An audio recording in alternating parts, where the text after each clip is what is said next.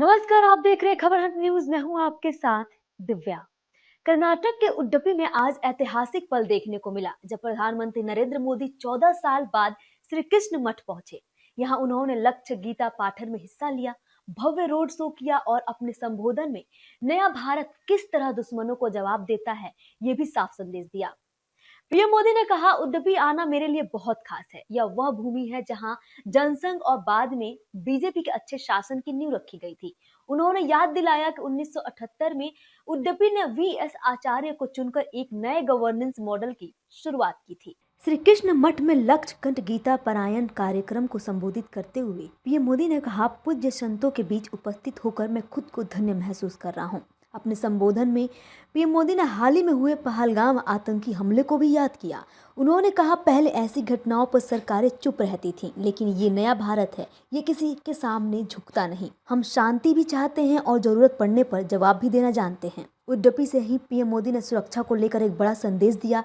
उन्होंने कहा, लाल किले से हम भगवान कृष्ण की करुणा का संदेश देते हैं और उसी प्रेरणा से मिशन सुदर्शन चक्र की घोषणा करते हैं। देश की अहम जगहों, इंडस्ट्रीज और पब्लिक सेक्टर के चारों ओर एक ऐसा सुरक्षा कवच जिसे दुश्मन तोड़ न सके। अगर कोई हमला करने की हिम्मत करेगा तो हमारा सुदर्शन चक्र उसे खत्म कर देगा। पीएम मोदी ने अपने भाषण में वसुधैव कुटुंबकम से लेकर धर्मो रक्षति रक्षितः तक कृष्ण के संदेशों को देश की नीतियों से जोड़ा और कहा कि सबका साथ सबका विकास की सोच इन्हीं मूल्यों से निकलती है। महिलाओं के अधिकारों पर बोलते हुए उन्होंने कहा, भगवान कृष्ण हमें नारी सशक्तिकरण का संदेश देते हैं। उसी प्रेरणा से देश ने नारी शक्ति वंदन अधिनियम जैसे ऐतिहासिक निर्णय लिया है। भगवान श्री कृष्ण के उपदेश, उनकी शिक्षा हर युग में व्यवहारिक है। गीता के शब्द सिर्फ व्यक्ति ही नहीं, राष्ट्र की नीति को भी दिशा देते हैं। भगवत गीता में श्री कृष्ण ने सर्वभूत हिते रताः ये बात कही है। गीता में ही कहा गया है, लोक संग्रहम एवापि संपश्यन कर्तुम अर्हसि। इन दोनों ही श्लोकों का अर्थ यही है कि हम लोक कल्याण के लिए काम करें। अपने पूरे जीवन में जगत गुरु मध्वाचार्य जी ने इन्हीं भावों को लेकर भारत की एकता को सशक्त किया।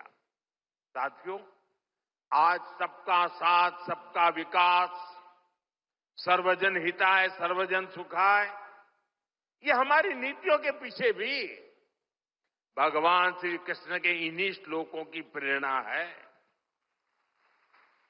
भगवान श्री कृष्ण हमें गरीबों की सहायता का मंत्र देते हैं और इसी मंत्र की प्रेरणा आयुष्मान भारत और पीएम आवास जैसी स्कीम का आधार बन जाती है।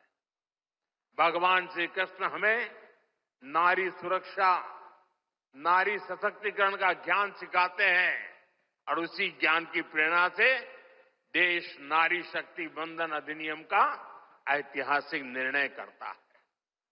श्री कृष्ण हमें सबके कल्याण की बात सिखाते हैं और यही बात वैक्सीन मैत्री, सोलर अलायंस और वसुधैव कुटुंबकम की हमारी नीतियों का आधार बनती है।